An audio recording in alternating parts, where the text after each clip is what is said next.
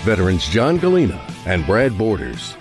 It's great to be back with you after a short vacation. Top secret mission. Top secret Undisclosed mission. location. Yeah. A bunker. You were in a bunker, I heard. No bunker. There's a lot of sand. But There's fortunately, there was sand. some water close by. Now, that's awesome. Yeah, it's good. And it wasn't a river. Well, that's good. Right? That's good. Right? My friends tricked me once and asked me if I wanted to go on a vacation, and next thing I know, I was in a gigantic sandbox. Oh, yeah. Yeah. There was only water just flowing by. It wasn't no waves. Right. I've been there. You've been there? Yeah. Gigantic sandbox, 5,000 miles away from here. It smelled like a litter box, too. Yeah. Well, welcome to putting the pieces back together. I'll just segue on that one. Reminds me of a video I saw on Instagram. I'm not going to say it, but welcome to Putting the Pieces Back Together, presented by Purple Heart Homes. Purple Heart Homes is a 501c3 based out of Statesville, North Carolina, and we help veterans each and every day solving housing issues for them through safety and accessibility renovations, and we're glad you're with us today. And John is back and full of himself as usual. You know, what I enjoy so much is Miss Giggles. She makes me laugh. Oh, yeah, man. You ought to live with her. Oh, yeah? Yeah, it's all the time, making me laugh. I just laugh all day. Yeah, laugh so much you cry. That's right. Yeah, it's fantastic. And John, again, thinks he's funny, right? Once again, he's mad. John, I'm glad you're so pleased with yourself. See, when this I make morning. myself laugh, then she laughs, and I laugh more. It's just a lot of fun. And the circus continues. We got a great show today. Really excited about our guest. We got Bill from SRQ Vets. That's correct. And I'm going to let you say his last name so I don't butcher it. It's Bill Sterbinsky. There you go. Right? He gets it right again. I can go home. I'll go back on vacation. Well, I'm just going off the way Devin did the intro yesterday in our video. We were filmed it in the bus, in our little Army bus that we have, and I asked him who was going to be on the show, and he went, Bill Sterbinsky, in his best radio voice. It was fantastic. I mean, he really enunciated every syllable. I thought I heard Bill's name being called out, but it sounded faint, and that makes sense now. You guys were parked in the bus on the other side of the parking lot, and I was in my office, and I could still hear Devin. Yeah, it was like a half a mile away. You could still hear him. It was actually across the interstate. Do you ever just drive down the road and go, I think I heard Devin? I was on I-40 West around Morganton. I think I heard Devin. He's in the tree line. I think why Devin is so excited today is that Bill is a Marine himself. Oh, I know. And Devin got to go hang out with Bill and Paul from the office there. And what I understand is they went down and they were singing the Marine Corps hymn at a bar. I did hear this story. Yeah. There were actually two more Marines. Oh, my gosh. It was an invasion. And it wasn't invasion a bar. Of Tampa. It was a fish camp. Fish camp? But who's going to tell 5 Marines in a fish camp they can't sing the Marine Corps hymn? Well, I hear a joke coming. That is a joke. That is fantastic. Bill, welcome to the show, man. How did you recover after your time with Devin? I mean, was that like did you have to go to counseling, cognitive behavioral therapy after all of that, trauma recovery? He felt like he was right at home. It was a great experience. It really was. Awesome. I didn't expect to meet so much energy, but we did, and it worked out. And luckily, there were several Marines, so we were able to kind of compartmentalize some of the energy and spread it out. That's right. And then worked out well. That is fantastic, man. Yeah. Well, welcome to the show. Bill, share a little. You got such a great story. I've had the opportunity to speak with you on the phone. You come home. You had some personal experiences that led you to the work that you're doing now, both professionally and the work that you do, the charitable work that you do. And so really excited to share all that with the listeners here. But I first want to start with, tell us a little bit about your background, where you come from, what led you into the Marines, and then we'll transition into what led you to do the work you're doing now. So I'm from Florida, born in a small town in Central Florida, and then grew up in Sarasota, Florida. Come from a long history of a military family. My uncle was a Marine, Waterman as well. My grandparents were in the military. My other uncles were in the military. Like just a long history of military men. And when 9/11 hit, I think I was about 15, 16 years old, and it just popped off. I mean, I just wanted to do something. I knew I wasn't ready for college. I knew I was going to probably act like a dumb young boy in college. So I decided that traveling the world in service was probably the best option for me. And I joined the Marine Corps in 2003, went to boot camp in July, so right after the invasion. And then School of Infantry in Camp Geiger in October. Then I did a stint in security forces. During that time, a lot of my boot camp buddies and SOI buddies got hurt, most of them in Fallujah in November of 2004. And that's when me and another Marine went straight to our first sergeant's office and we're like, hey, we got to get over there. We can't do the security forces thing anymore. And so, good old first sergeant with doggone freaking sticking war dog, go ahead. This is what you want. This is what you're going to get. And he sent me over to 3rd Battalion, 4th Marines Weapons Company, 81 millimeter mortar platoon in 29 Palms, California, the illustrious, beautiful Desert Palace. And boom, within 2 to 3 months, we were in Iraq. And we were in Iraq in September of 2006 to May of 2007 during the troop surge. It wasn't fun. I unfortunately went through a pretty nasty helicopter crash and, was there for multiple IEDs that either my squad was hit or during operations with CAP platoons or, other units, they got hit. And I remember getting hit the first week we were there, and I remember getting hit the very last day that we were there doing left seat, right seat with the incoming platoon. So it was a nightmare. And anyways, long story short, when I got done, I was like, hey, I can't do this anymore. I want to live a different life. And I found myself in Pensacola, Florida. And I found myself in a pretty deep rabbit hole. And the only way I could think to get out of that rabbit hole was to keep myself busy. So I worked my butt off in the restaurant industry until I couldn't do that anymore because I did get a really bad back injury from a helicopter crash and had to get away from that and started studying intense amounts of history. And during my studies of history, wanted to go to law school and do VA claims because I got bit by the VA bug when I got out of the military, and they said that I wasn't in a helicopter crash. And I was like, whoa, what is wrong with you guys? Yeah. So wait a minute. Started it. So they said you weren't in a helicopter crash. I mean, like, my first question is, well, how do you know that I wasn't, right? I mean, how does that work, right?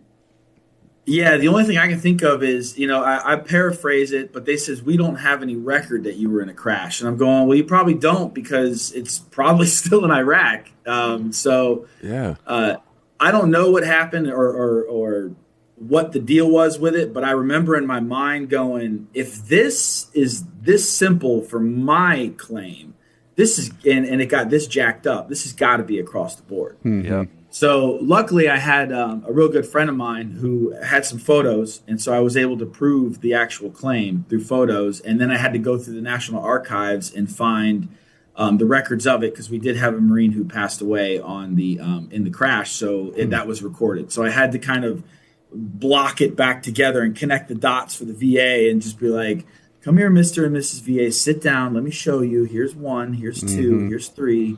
And then finally, after persistence, creativity, and fighting, it worked out. So let's back up a little bit. I mean, certainly the initiative, takes certain type of character to not only take care of yourself, but to want to take care of others. But there's a lot of leadership there to be able to step in and take care of others. And so tell us about a leader that inspired you or you looked up to in the Marine Corps. First one that pops off in my head is Sergeant Nick Long. He was as a young Marine, I was in security forces, and the leadership there I didn't think was great. I mean, it was kind of one of those feelings you're like, all right, I know I'm getting orders and I got to follow these orders, but this dude just feels a little wonky. And you do it anyways. But then Nick Long came in. And he was someone who led from the front. He was someone who recognized, I think, the lack of leadership and how it was affecting the morale of the platoon. And he came in for training purposes, for physical fitness purposes, and in order to teach us how to be better security Marines. He always led from the front. He wasn't somebody when he was SOG, he was walking the posts. He was hanging out with the Marines. He was talking to them. When something simple happened on post, he's like, okay, well, how are we going to assess this? It wasn't a you're going to do this and pull out the knife hand and that's all there's going to be. It was, I have the knife hand back here and I'll use it if I need to. But in the meantime, in the beginning, how are you going to assess this? Let's look at this through like more of a creative mentality. So he would put you in a position to have an opportunity to become your own leader for first yourself. And then he would kind of grow that. So, and then he'd be the first person who would stand tall if first sergeant or gunny or LT or whatever is like, yo, what's going on with this platoon? We got to unscrew this mess. And he'd be the first one to go and stand tall and be like, well, wait a second, I got to protect my Marines. So he was the epitome of a leader. And then there were others that followed. I like how he kept the knife hand sheathed. Right? Well, he didn't really. If you could see him on Facebook, it really wasn't sheathed. It was kind of out, but behind his back a little bit, ready to. He was a Marine. He was ready. Man, he was ready. You gotta keep that thing. You just don't whip that thing out. Anytime, any place. You got the knife hand is only for extreme situations where very clear direction needs to happen. Brad, when you're a Marine, every situation is extreme. Every situation. And obviously, Devin, for you as Devil Dog Devin, everyone else you talk to is deaf. That's fair. I was going to bring a dad joke in today, but instead I just brought John in.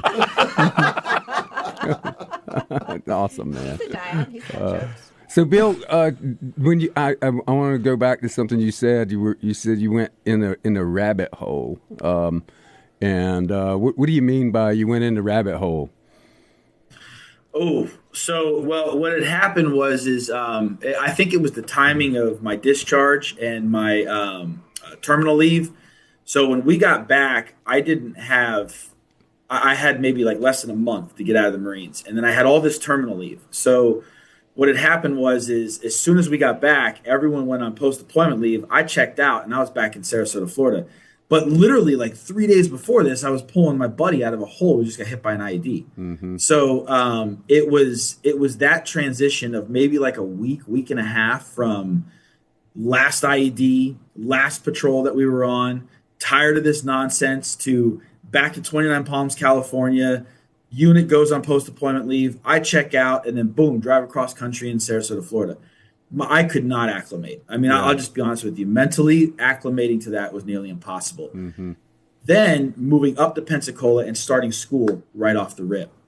It was that cultural shift. Mm-hmm. I just came out as a doggone freaking warfighter to dealing with Iraq, to that monumental amount of hate, frustration, and confusion, to, oh my God, I'm back in the peninsula. Yeah. I'm back in Florida. I'm in college. There's people who smell good here. Like, what? Yeah. What? This is weird. I can actually eat food. I don't have to get hungry. The skin on my feet's not falling off. Like it was all of that hit me, and I got real quiet. I mean, you can hear me now, and all my friends will tell you that sometimes Bill doesn't shut up. But back then, it took me about a year and a half, and I just got real quiet. And I worked. And if I wasn't working, I was studying. If I wasn't studying, I was running. If I wasn't running, I was playing soccer. If I wasn't playing soccer, I was trying to love on everything around me that I could, that I trusted. And I didn't talk to anybody. Mm-hmm. And there were often times that the bottom of a bottle were involved. And I just couldn't get my compass right. And so I just dove as deep as I could into my studies to keep my mind occupied, because I started getting scared of an idle mind, because the thoughts you would get, and I think most veterans who have experienced this will know that the thoughts you get, they ain't good. And if you turn them into words and actions, this civilian society, they're not acceptable here. So well said, Bill. And I got so much more I'd love to add there. We got to take a break. You're listening to Purple Heart Homes. I was getting ready. I got it all backwards. I need to polish up here. You're listening to Putting the Pieces Back Together, presented by Purple Heart Homes with Bill Sterbinsky from SRQ Vets. And we'll hear more of his story along with Devil Dog Devin and the Project of the Week when we get back.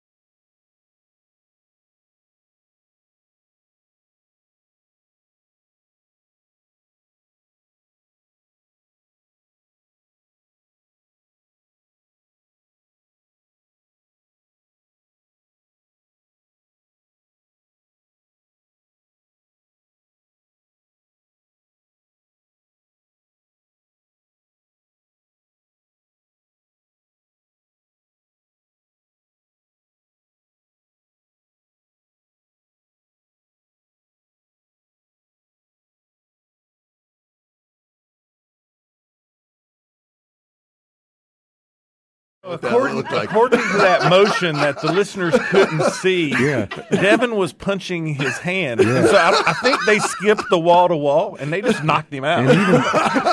And even that was loud. No kidding. Oh, gosh. All right. Let's hear about the project of the week. Let's hear about James Moulton, who, by the way, we would not have known about James Moulton, who was a tow gunner from the Army in Bradenton, Florida, which is just north of Sarasota and just south of Tampa, if y'all don't know where that is. Beautiful, beautiful area. But James, he's got some debilitating knee problems that, anybody who's got a knee problem knows when one knee starts hurting, you start shifting all your weight to that other knee, and that one starts hurting now. And his real issue going in and out of his house wasn't just that he had to get himself in and out, but his wife had a stroke last year. Okay. And so veteran's responsible for taking care of his family. And he couldn't help her in and out without putting himself through some turmoil every time. It's painful. And so what we did is we went out there in conjunction with SRQ vets, because we would not have known about this veteran had he not found them. Wait a minute, Devin. You said we went out there. You actually went to Florida to install this ramp yourself, right? I got into a box truck with Old Salty. You went with with old right. Salty Dog Rob. Yeah. You tortured Heart Attack Poor Rob all the way Heart down Attack there. Rob. Oh man, he had 12 hours of driving each way, and he asked me for 10 minutes of silence. And then when you didn't give it to him, he locked you in the back of the box truck. It's beautiful. Well, we did do a little skip, but what really happened was I gave him 7 minutes of silence. And at 7 minutes, he broke and said, "You did a crap job cleaning that windshield." Salty. So Salty Rob jumped. He does an amazing job building these platforms for ramps where it's just kind of like a Lego or set or an erector set. Like you've got the building blocks already there. You just got to take it and take the instructions and put it together. And it almost went like that. What you're saying is you could not you could have done it without Rob. You didn't even need him, did you? To be perfectly honest, had I not been there, but Rob had, the project probably would have went okay. But the other way around, not so much. Well, Rob is phenomenal when in you his job. started this story off, it sounded like the Marines were coming to rescue the Army veteran. But it sounded like they needed a little bit of Army help along the way. Well, Army tanker. They do talk about the Rob. Army Corps of Engineers, and the Army is good at building stuff. When it comes to the fighting, I don't know. They don't do the blowing stuff up. Doing the real. Well, the tough guy stuff. That's not Bill on the show. Thing. Let's hear a little bit from Bill about his experience working with you and Old Salty. Bill, tell us about the project, how you came to know the veteran, and what it was like putting on one of these ramps with our team. Oh, you're on. There you go. So typically here in Sarasota, Manatee counties in Florida, we do get a lot of requests for these types of projects, but we don't necessarily have the resources or the infrastructure in order to complete them to the magnitude they are. Maybe we can pick one or two and like cherry pick them and try to organize a team to get out there. So when I got linked in with you all and they came down, it was interesting because, the two Marines, obviously, I think it was Devin and Paul, we all got together and we were the loudest naturally. And Rob was the tall, dark, quiet gentleman with the long beard in the corner. And it was one of those, hey, Rob, you want to try some of the shrimp? And he just was a little, still reserved. And we let things be. And then when I remember getting out to the project and I had to show up a little bit late, and I got out to the project and they had sent a photo of how it was developing. And I have to admit, and I said this to Devin on the back end, I'm going, you guys are unbelievable. The amount of, let me rephrase that. The type of mission and energy that created that mission that is now showing up with this product at the scene is literally like a human anomaly, and people need to know more about it because they had this thing done Ricky Tick. And I'm going to say that Rob didn't talk a lot, but when he spoke, it was like eyeballs snap and everyone listened. And then the Marines took the words and turned it into a reality. Nice. It was Nice. magnanimous. Yeah. Ooh, magnanimous. That's a good word. You get a set of Way to steak knives play for that, using Bill. that.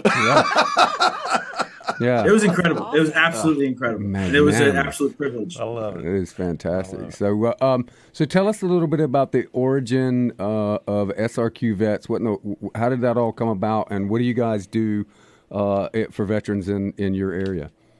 Oh, great question. So here's what happened. In a nutshell, there are big organizations that each have their own mission statement, and each sometimes, not all of them, have certain red tapes that they can go through. But those things are general resources, is what I like to call them. So they're like big blocks of resources. In between those are all these cracks. Well, what happened is we started noticing here in our hometown, and this is way back in 2013, 2014, there wasn't a lot of nonprofit help. And to be frank with you, this whole idea of helping veterans, like if we look at through the history of the U.S., it kind of started popping off after 2007, 2008, 2009, when most of the people were coming back. I think when the United States realized, oh my God, this conflict is so big that the people who originally fought in the invasion are having kids who are now fighting in the same conflict. Like, whoa. So I don't think it's ever happened in the United States history. So the influx of veterans with these smaller problems started becoming a big focal point. So SRQ Vets started in 2014 to fill those gaps. Well, Bill, I'm having a hard time. My appliances broke down. I'm in between jobs. I'm having issues with PTSD or physical ailments. I don't have the funds to get a washer, a dryer, a dishwasher, or to clean up my home, or to take care of myself on the activities of daily living. That's where we popped in. Hey, I need help with a ramp build. For example, we got Purple Heart Homes. They're going to help us out. Let's get qualified. On the back end, what if Mr. Moulton says, Bill, my dishwasher just took a dump. I don't have the funds for it. Well, let's take a look and see what happened. Hey, we have a donated dishwasher in our storage unit. Let's get it over to them. We decided that what we wanted to do was fill those cracks. So veterans can get jobs. They can get ancillary, or they can get jobs, maybe help with a home, maybe help with school. But the little stuff in between is what they started having a hard time with. And those became big stressors. And so we started SRQ Vets to fill those big stressors. So we go to all nonprofits and say, you guys do A, B, and C, but for the little things X, Y, and Z, give us a call and we'll develop. So how do you do your networking within the community? How do you get your name out and are you visiting like the veteran service organizations, things like the Legion, the VFW, and things like that, or do you do it in a different way? We kind of do it in both. So what we've been doing is we'll put on events. We have a big Memorial Day hike that we like to do, but we tell people this is strictly for Memorial Day. So it's not like a commercial event. And then we let people know what we do on that particular event. We have an Easter breakfast coming up at the VFW at the end of this month. We do another Christmas breakfast at Toys for Tots Drive. Bring a toy, get a plate of food, and we bring the families of veterans together with the kids. And what we try to do is create a community and let people know we're a grassroots effort. And when you need something, give us a call. And so what's been happening, to be honest with you, it's honestly been a lot of elbow grease and a lot of like grassroots movements in 2014. And what we tell people is, especially on our board and our volunteers, the only way that this is going to grow is if we keep the same energy and the same focus and the same persistence time and time again, and then it's going to grow outward that way. And that's pretty much what it's done. To be honest with you, we haven't done a lot of marketing. We get out there and we take one project at a time. We do it to the best of our ability. That way, at the end of the day, we tell everybody we do everything at 100%. Tell us, the hike. You got a ruck march, ruck that you do at Memorial Day. What's the story behind that? So it's a little bit of, we wanted to do something in remembrance of, and you'll hear a lot of veterans, or you'll hear a lot from the community going, what's the difference between Memorial Day and Veterans Day? Or, why do people thank me on my service for Memorial Day? I personally have a very strong emotional, and I couldn't even explain why. I just don't know why, but it's an affinity inside for me to Memorial Day. It's a very strong, passionate day for me, and like I said, I can't even explain why. J.D. Hamill Park is a memorial park in Sarasota that's always been right on the bay, and I always wanted to make Memorial Day a day just for that. Come out, let's walk. You say their names, you tell their stories, you laugh, you joke, you play, and you talk about everything about them that can't be here. And you say it, and you preach it, you scream it to the high heavens. And you do it with your family, and you do it with a good plate of food, and you do it with a little bit of sweat and tears as we walk over the main bridge and back. And then we come back and we just hang out, and then you go have the rest of your day. That's all it is. Mm-hmm. But on this particular moment, at 09 when we step off, you say their names, you tell their stories, and it's a picnic. And that's all that we want to do. We want to just get together, tell their stories in remembrance, walk over that bridge, come back and bring the community together. I want civilians to be there. I want foreigners to be there. I want them to know what our culture is, why we have Memorial Day. This isn't a thank you to us. This is a thank you to them. And the way that we thank them is we say their darn names, and we say that their stories, and we tell them every single year, and we make sure that people remember it. And we do it together as a family. Bill, that's so powerful, and I could not agree more. And for years I've said that if you're not going to laugh, you're going to cry. That there's these experiences that we have when we're in service, and you're wearing a uniform, whether deployed or not, and they can create tremendous amount of stress and emotion. But there's a lot of good times and a lot of good stories too, and I just like to take the opportunity to hear a good story, a funny story from you about your time in service, whether it was while deployed downrange or whether it was while training. Would you share just a funny story with us? Two popped into my head, but I'll use the one where we were deployed. So we were doing a foot patrol, and we had this comm Marine who, no joke, looked just like Jim Carrey. When he put glasses on, he looked just like Jim Carrey. And we used to die laughing. And he had such a good personality. Oh my God, he just said a heart of gold, and he was a really, really hard worker. I remember we were doing a night patrol, and so you got you got the 14 Deltas, which are the single eye NVGs, and then you got your regular 12 Bravos, I think they were. I can't remember anymore, but your double eye NVGs. And I think we were going in between houses. And the problem in between houses, they had like these little wadis that were like dug into the ground. And, you can't, with the NVGs, you can't really gauge distance very well. So you're trying to like tiptoe around. Well, he's going in between houses. And we all know that there's like this like junk wadi that goes in between the houses where, all of the human extract goes, or like the trash goes, or whatever. Lovely. So you're trying to be real careful when you're trying to go over that.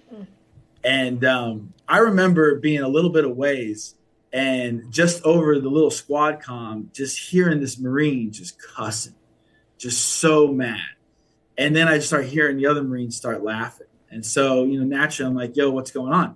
What's the sit rep?" So they said, "You just got to come see this."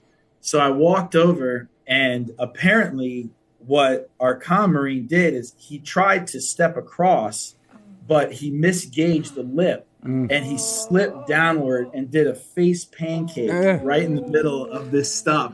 And so it smelled so bad. And, well, the funny part was he had his BCs on, his birth control glasses. And he had all this junk on the side of his face. And he was spitting it out. And you can just see him, and you're just going, I just wish we had a photo of this. I wish we could have put this on camera. This is too good. And I totally missed it. But seeing the other Marines belly up laughing, I'm going, that must have been the funniest fall you've ever seen. He goes, dude, it was hilarious because he tried to like run and keep himself from falling, but every time he did, it's like he dug himself deeper. That's awesome. Hey, we're getting ready to take a break here. We're here with Bill Sterbinsky of SRQ Vets. When we come back, we'll talk about what birth control glasses are. I can't wait. Everybody can understand what that means. And so thanks for being with us. You're listening to Putting the Pieces Back Together.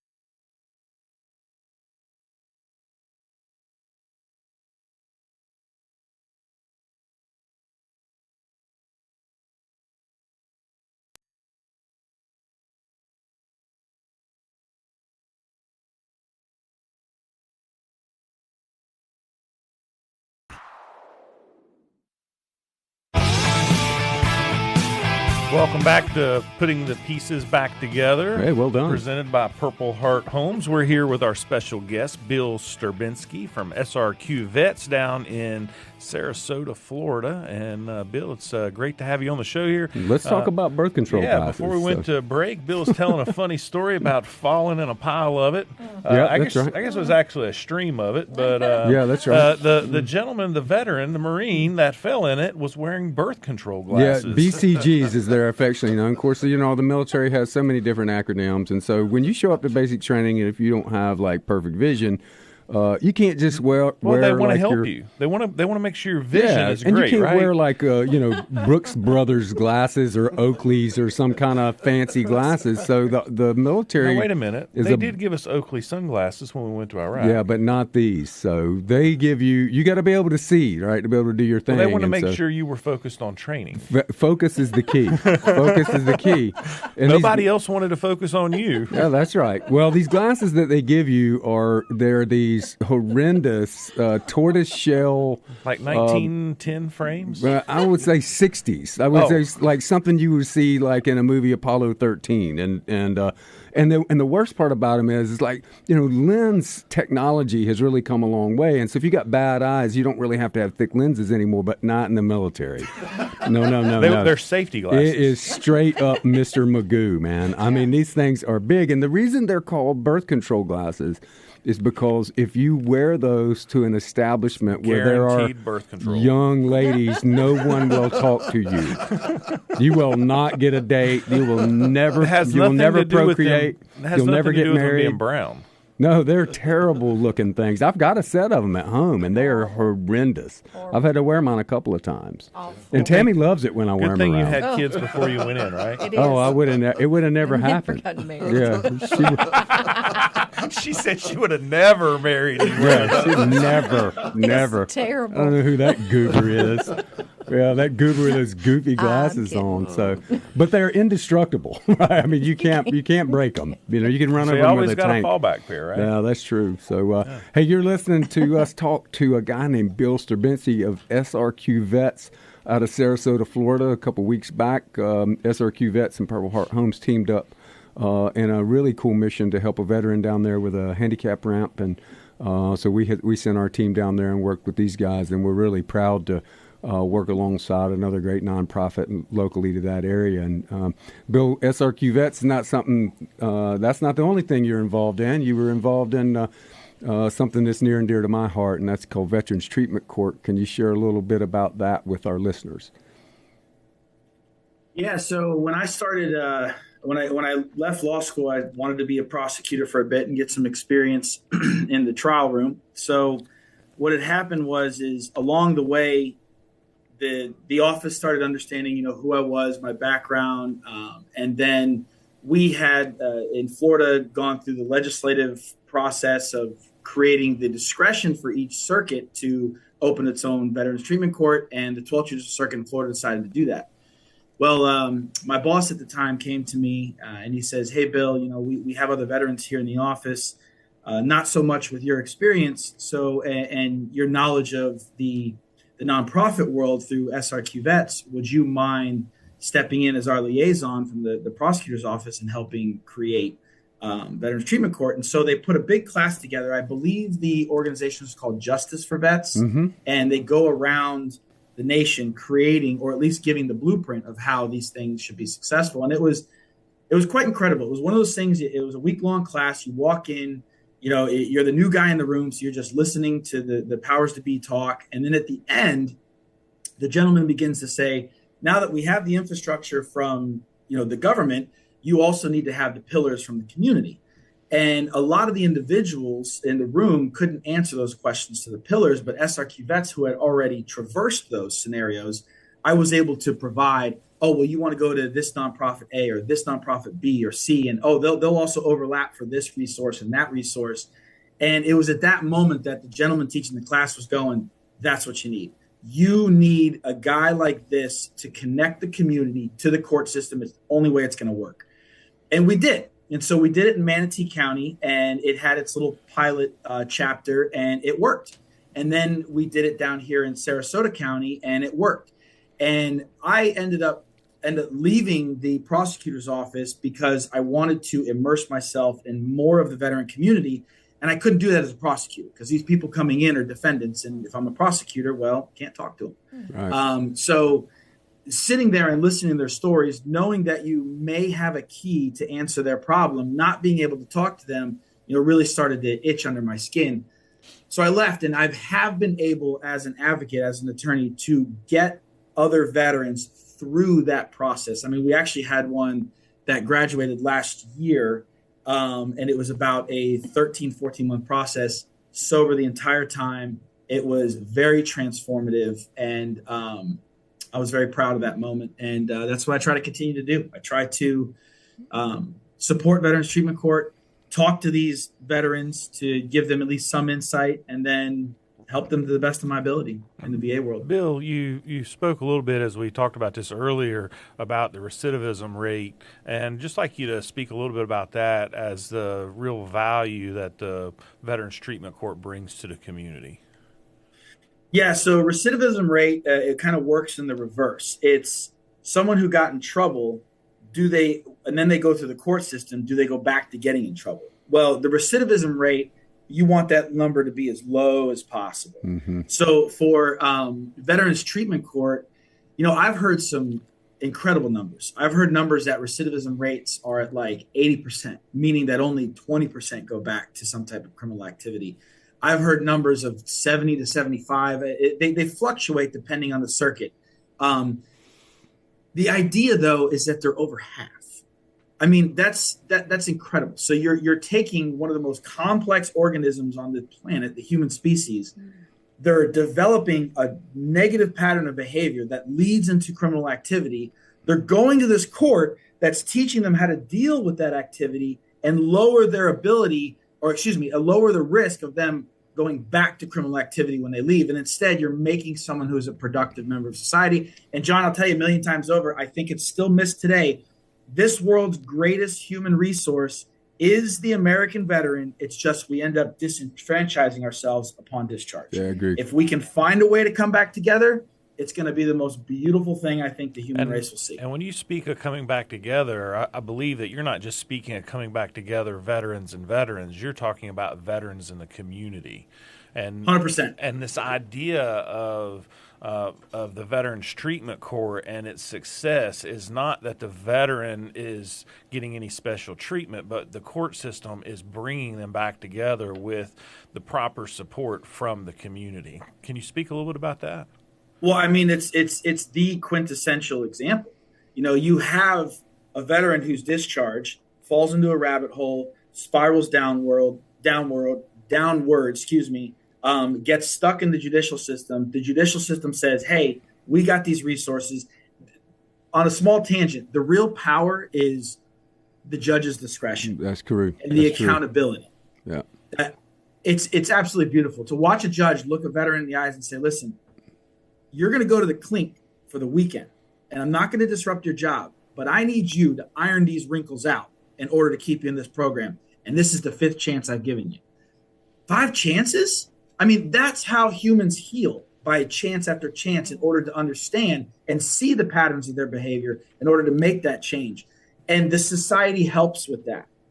And that was what I think is the most beautiful thing about Veterans Treatment Court, is you're taking a human soul that has been through this extreme side of life, failed to acclimate, got into trouble, fell into a rabbit hole, and is being lifted up and saying, you can still do it.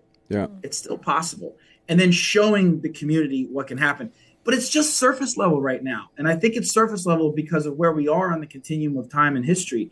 There's so much more potential there, and I just don't quite know how to lift that up fully yet. Well, and I think the potential is that there are so many other communities that don't have it. Like the state of North Carolina, we have 100 counties. We have 6 veteran treatment courts in the state of North Carolina. 6 out of 100 counties. Underrepresented. It's way underrepresented. And there's the VA has stats on veterans that are involved in justice for vets, and anywhere from 6 to 7% of veterans nationwide are somehow involved with the judicial system, right? 6 to 7%. Well, if you just look at the numbers in your county, our county, we have close to 20,000 veterans here. I mean, that's about 1,000 people, right? 1,000 people, and most veteran treatment courts are only capable of having 15 to 20 veterans come through that program at any one time, right? And so, and again, the infractions that they commit are always in veterans treatment courts, always somehow related to either mental health or substance abuse issues, right? And the reason it's mental health and substance abuse is because many times those veterans are responding in a negative way to the trauma they experienced during the service. And they just don't know how, and they get stuck in a hole. And so when you go into, you get busted and you don't have option of veterans treatment court, you're not going to get an encouragement from a judge. You're not going to have a biweekly meeting or a meeting every week where people are holding you accountable. You go before the judge one time and they go straighten out, and or you're going to jail or you're on probation, supervised probation, and you get forgotten. You get left in the system. But with Veterans Treatment Court, it is continual accountability. I mean, not only accountability from the DA's office and the defense attorney and the judge and all of the other community resources, but then the Veterans Mentor Network, where you're paired with another veteran who is texting you and calling you, and if you've lost your license, hey, I'm going to give you a ride.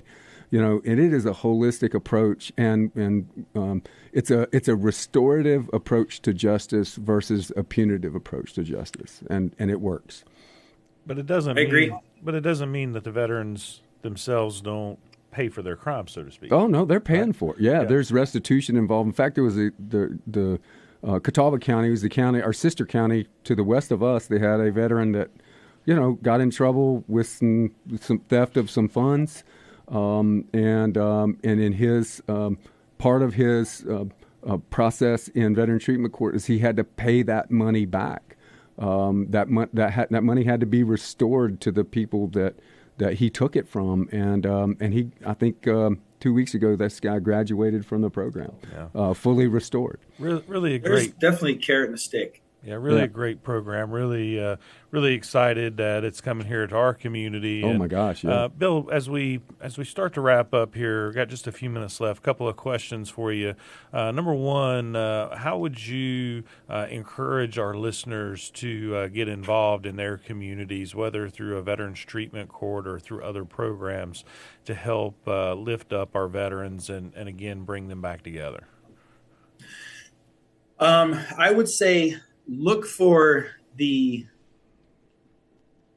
local organizations first and offer time to volunteer and observe.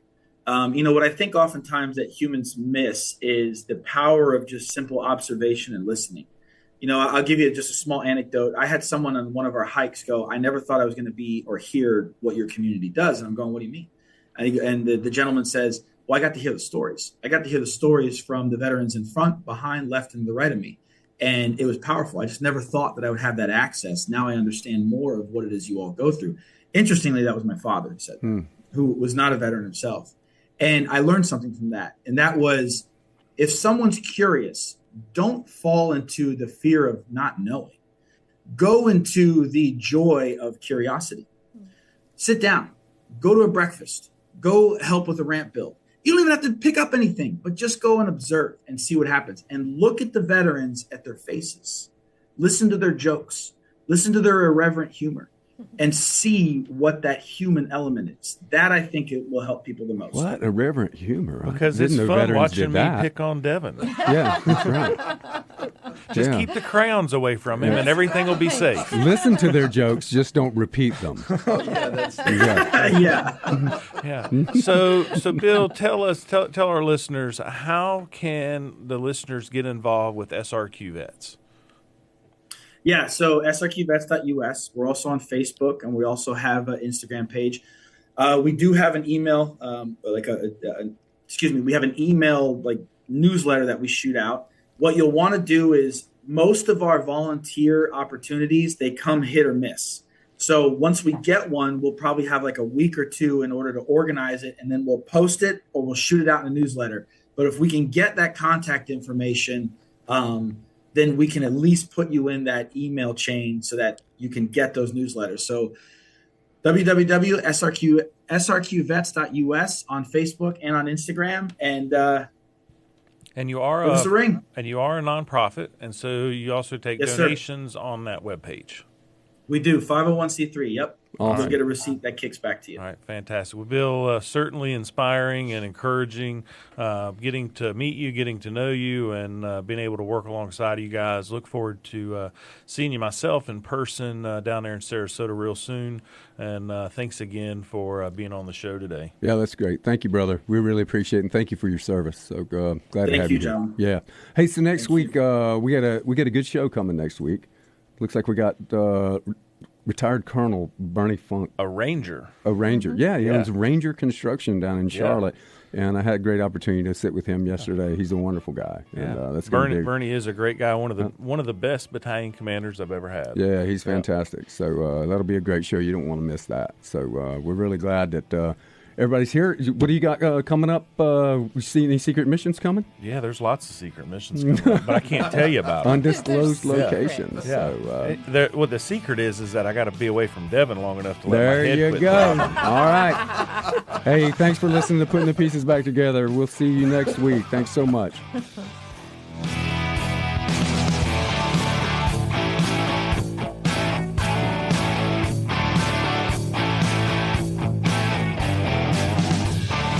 You've been listening to Putting the Pieces Back Together with John Gallina and Brad Borders. Join us again next Tuesday at 8 a.m. and Saturday at 5 p.m. for Putting the Pieces Back Together on News Talk WSIC.